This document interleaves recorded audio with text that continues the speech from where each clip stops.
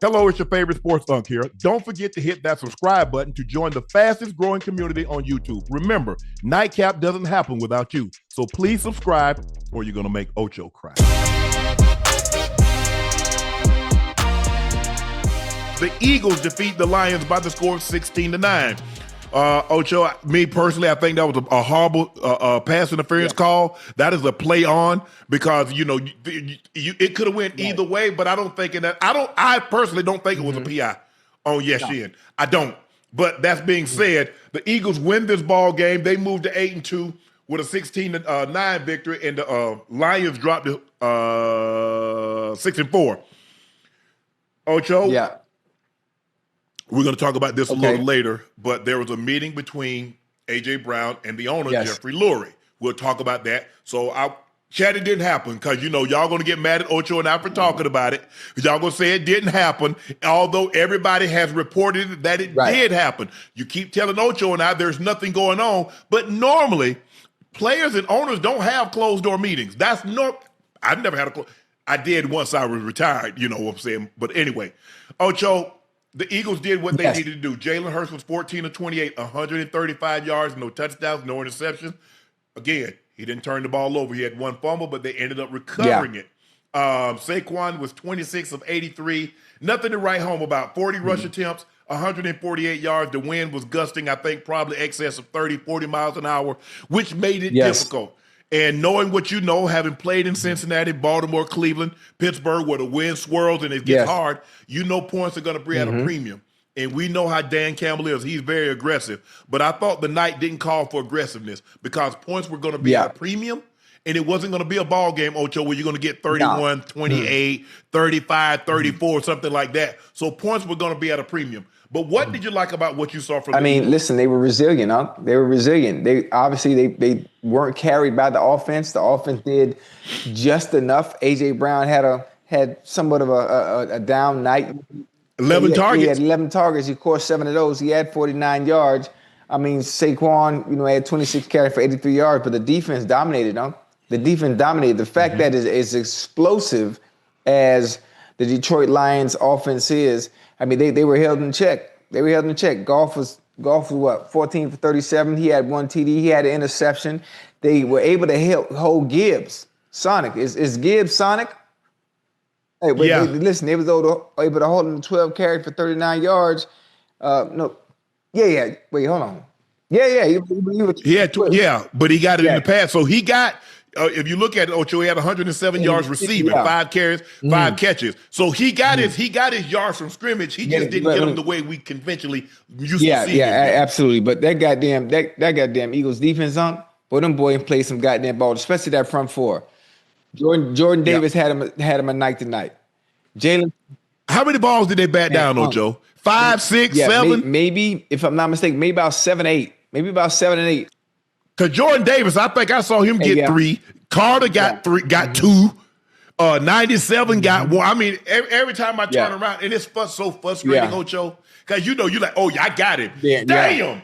Matter of fact, listen, and all it is just being able to disengage. If you can't get to the quarterback, use your eyes, hold the offensive player out, and play the passing lane. Play the passing lane with your hands, and watch the quarterback's eyes.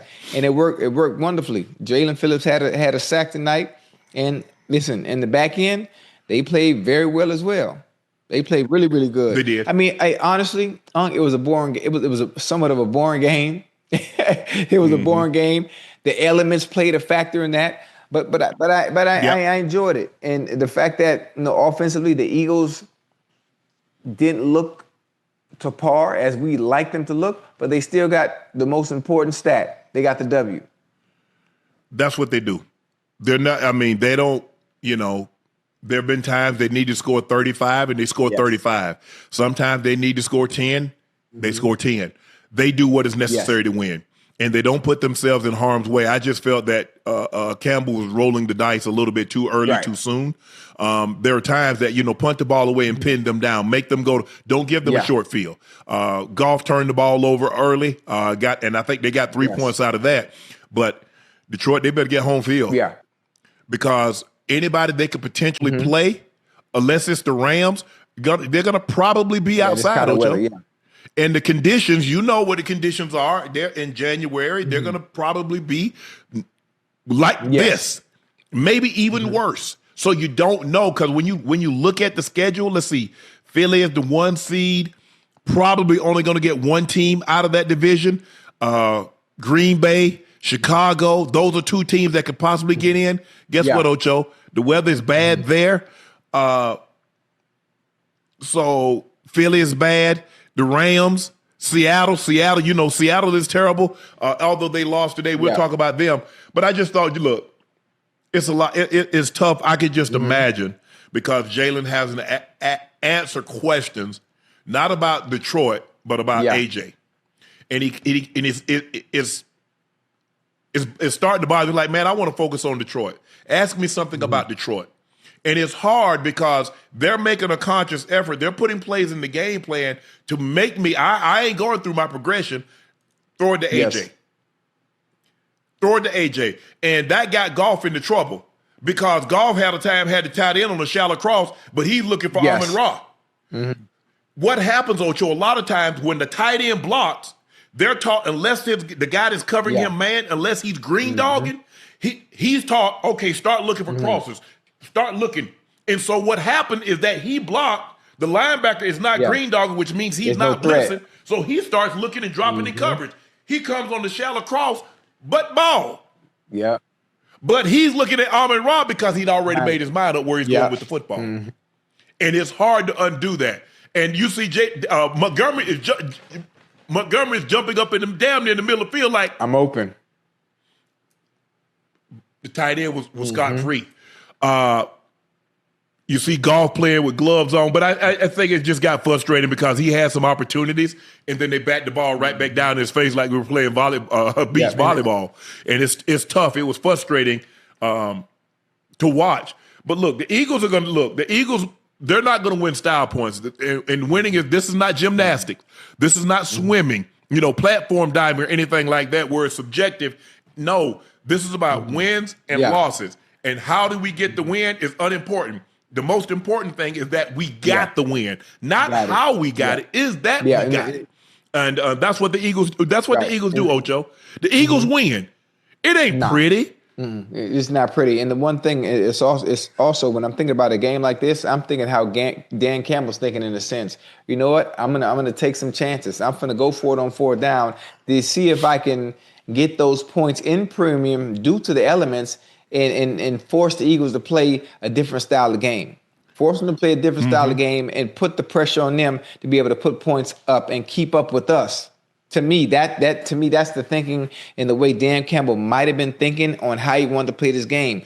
Let's get up early on them and force them to be able to throw the ball. Let's make them uncomfortable. Let's put them in a position where they want to do something they don't want to do. And that's the only thing I think. Yep. And the defense, they stepped up to the challenge. They stepped up to the challenge and played extremely well.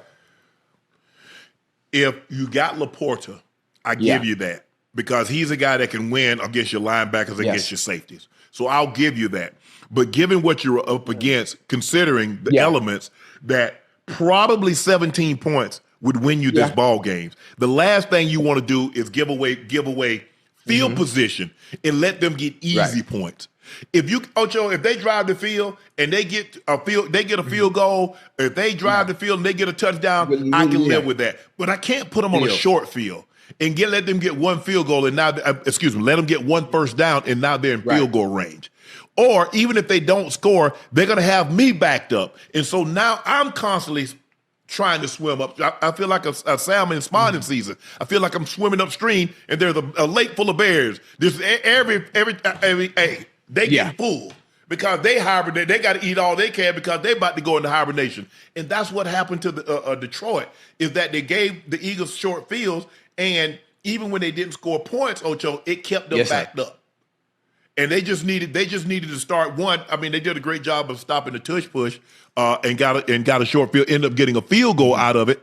But like I said, it'd have been very interesting to see. If they don't call that PI call, can they go down and get a touchdown?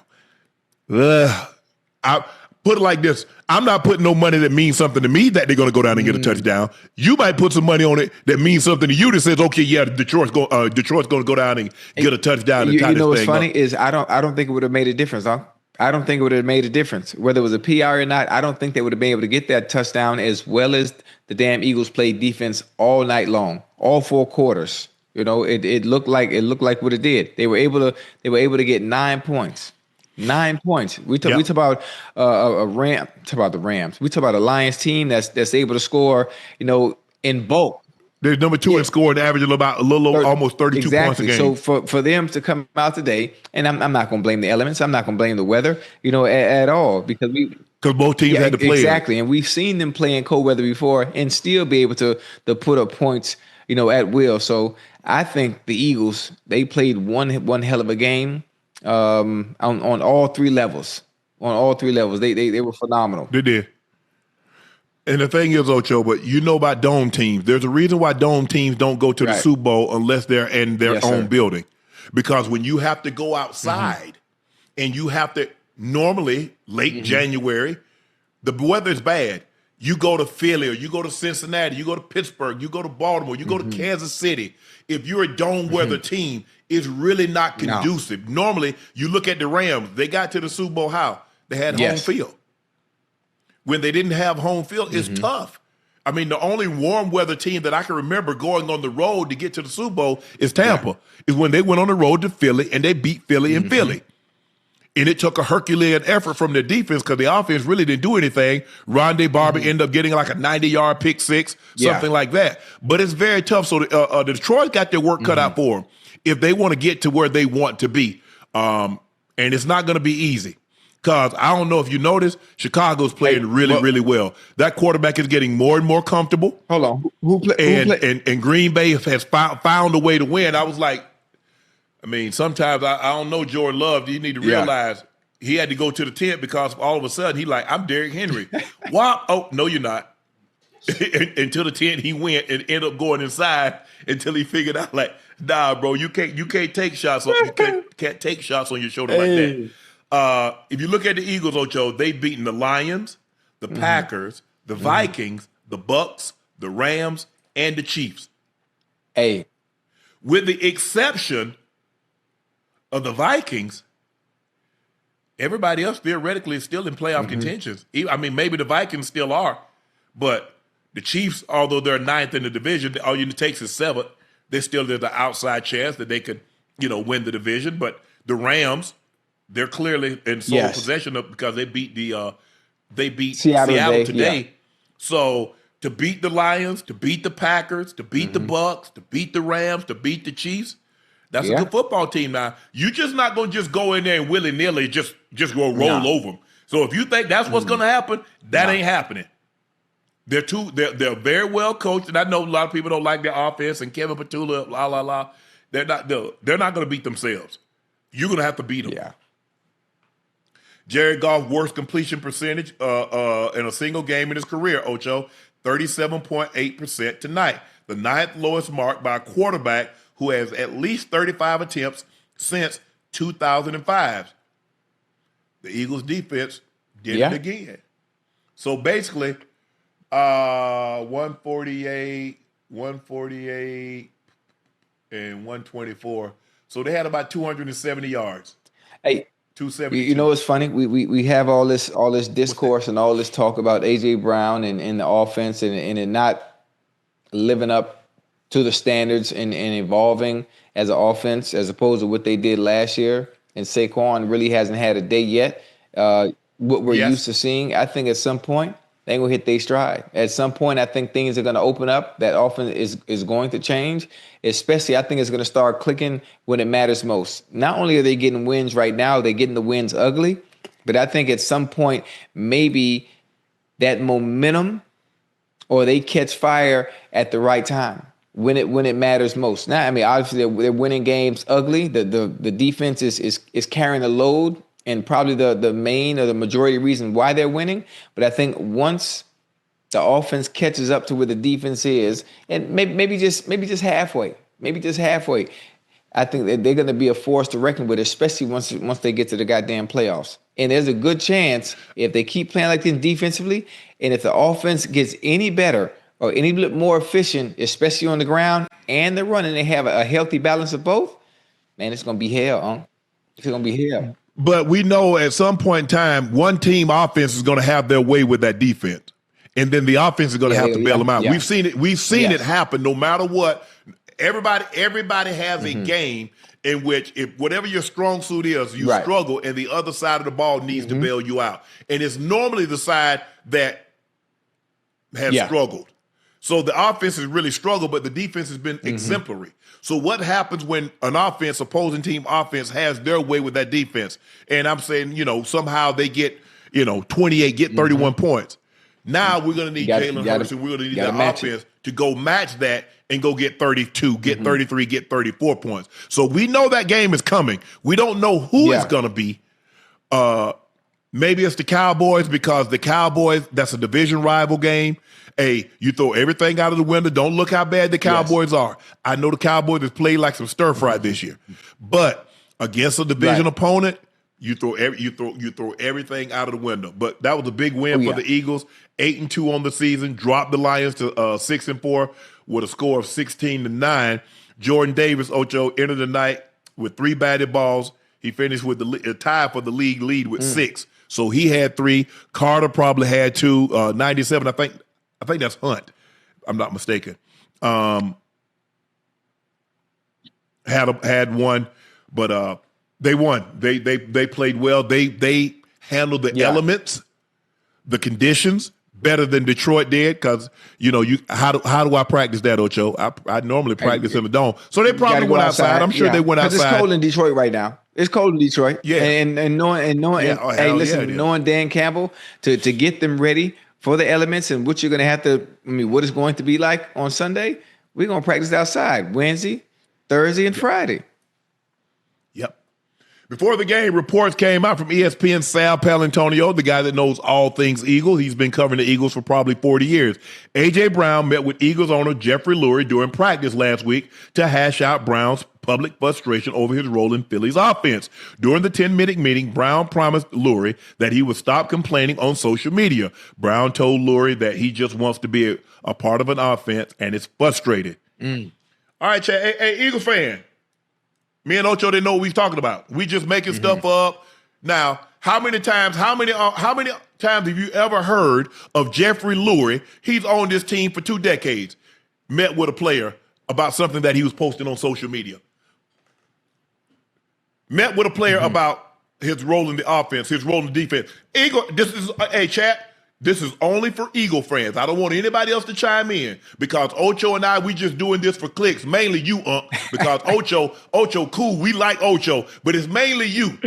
So Eagles fans, I want y'all to tell me the time that your owner has met with a previous player over his role in the offense or the defense. I'm going to give you a couple of minutes to chime in. Now, and I said, Ocho, I understood from the beginning. My only thing was, I said, AJ, it's just that when you do this publicly and you're winning, and you say your goal is to win and you're winning, the fans are not going to look at it like, man, I want to be involved because I want to take this offense to the next level. They're going to look at it as you complaining and being selfish because you're not getting stats. That's how it's going to be perceived. So my thing was just keep it behind closed doors. He probably kept it behind closed door, Ocho, as long as Ocho, you can only stuff so much stuff in the closet. Absolutely. Until you open the door and all that ish come rolling out. Absolutely. And the funny thing about it, too, is, you know what I think? I think he's had those conversations behind closed doors. I think he's had those conversations with Jalen. I think he's had those conversations with Coach Sirianni. And he might have, because this has been going on since last year. It's been going on since last year. So I think the conversations have already been had, and he hasn't been heard because nothing has changed.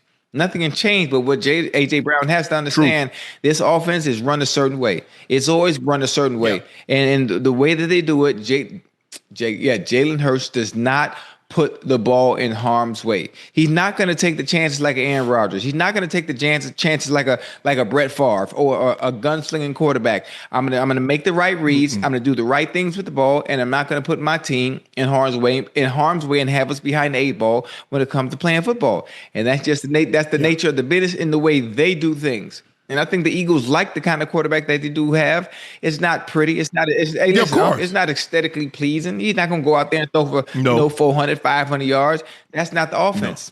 No. It doesn't ask for him to do that. But when times come, and you put him in situations where he has to beat you with his arm, we've seen him do it. Hell, a la last year in the Super Bowl, they weren't allowing Saquon to get diddly squat. What did he do? He used his arm and he won the game. This year, things don't look like it should. They're not able to run the ball. Hell, they're not even throwing the ball well. They get it in dispersed. But what are they doing? They being carried by the defense. That's why I think at some point, the roles are going to reverse. There's going to be a game, just like you said. With the defense, they're going to get had. They're going to be a team that's going to be able to take advantage of them. And the funny thing about it, you think about the teams that have the opportunity or have a chance to put up multiple points and have a offensive scoring, high volume output. You think about the Chiefs. They beat the Chiefs. Yeah, you think about the Lions tonight. Yeah. They scoring 27, 28, almost 30 a game. Not yet. It's going to be a team you least expected. It's going to be a team you least expected, and they're going to have their goddamn way. And it's going to come time where Jalen Hurts going to have to step up, and either going to beat you with your arm, or Saquon going to do what he do on the ground like he did last year that he hasn't been able to do yet this year. This offense is built to play with a lead because of the way they play is run the pass. A lot of teams pass the run. So, Ocho, you're afraid of us throwing the football, so now you play coverage, we can run into a light box. So the way the Eagles are built, they're built to run, and then we're going to pass. We're going to dictate. We're not going to let you dictate when we pass. But they normally pass and it's third and short. What gets the Eagles in trouble is when it's third and long and they're having to pass the football. See, when it's third and short, Ocho, you don't know. I can run it with Saquon, or I can use Hurts' legs, or I can do something quick, screen to Jalen, screen to Devontae, quick pop to Goddard. They get into trouble when they start third and 10, third and 12. That's when they get into trouble. And so they do a great job of knowing that's where we're vulnerable at, staying out of situations like that. But give them credit. They won tonight, played the elements better. That's what you have to do. When you're at home, Ocho, hey, we're in our environment. We're the Eagles. We play it. We practice outside. Hey, and one problem I do have about watching the game tonight, the fact that I can still, I don't play for the Eagles. I don't play for the Eagles, but I watch a lot of football, and I watch the Eagles all season long. Hell, I watch every goddamn team. But the fact that I can tell you, based on A.J. Brown's alignment, I can tell you exactly what route he's running, that's not good. That's not good, because if I know it and I'm not watching film, I'm just watching the games each and every Sunday, what do you think those that are playing across from him are doing? He had 11 I think he had maybe 11 targets or something like that, but it's the same stuff over and over and over, Unc. If he lines up 2 yards outside the number, if he's by himself, he's running the hitch. If he's at the top, or the slant. If it's 2x2 and Sweeney's on the side with him, or the tight end's on the side with him, he's off the ball, he's running the slant. It's like the same thing. If he's inside, he's running the quick out. I mean, it's just or the stick right. It's just the same. There's really no creativity. And then put him in. And they like to put him on the left-hand side, Ocho. They like to throw him the go ball on the left-hand side. Yeah. If you notice that, Ocho, a lot of his go balls are on the left-hand side. I mean, so I understand his frustrations. Not only is he not putting up the numbers he'd like to, but you know what's actually coming based on his alignment and where he is. Route recognition, formation recognition, and the tendencies are the same.